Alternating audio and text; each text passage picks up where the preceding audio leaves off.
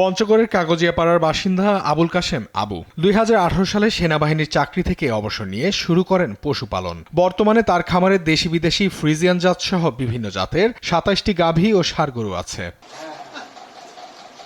এর মধ্যে আবার কুরবানিদের জন্য প্রস্তুত রেখেছেন 1600 কেজি ওজনের ষাঁড় যুবরাজ, যার দাম হাঁকা হচ্ছে 15 লাখ টাকা। প্রতিদিন যুবরাজকে খাওয়াতে হয় দেশি প্রজাতির ঘাস সহ বিভিন্ন খাবার। এক্ষেত্রে যুবরাজের পেছনে দিন প্রতি ব্যয় হচ্ছে 800 থেকে 1000 টাকা। যুবরাজের পিছনে সেই শ্রমটা আমার হয়, ভালোবাসা মায়া শ্রদ্ধা ইয়ে করে আসতেছে। একে বিক্রি করলে খুব কষ্ট লাগবে। এর লাইভ ওয়েট 40 মণ প্রায়, আর এর উচ্চতা হচ্ছে 5 ফুট 9 ইঞ্চি, দৈর্ঘ্য হচ্ছে 11 ফিট, আর এর দাম আনুমানিক 15 লক্ষ টাকা আমি চাচ্ছি।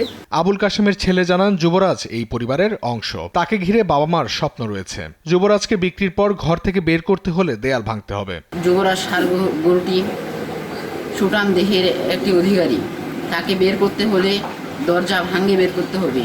আবুল কাশেম আবু অন্যদের জন্য একটি বড় উদাহরণ বলে জানান জেলা প্রাণী সম্পদ কর্মকর্তা। সাবেক সেনা কর্মকর্তা, উনি শখের বসে খামার করা শুরু করেন।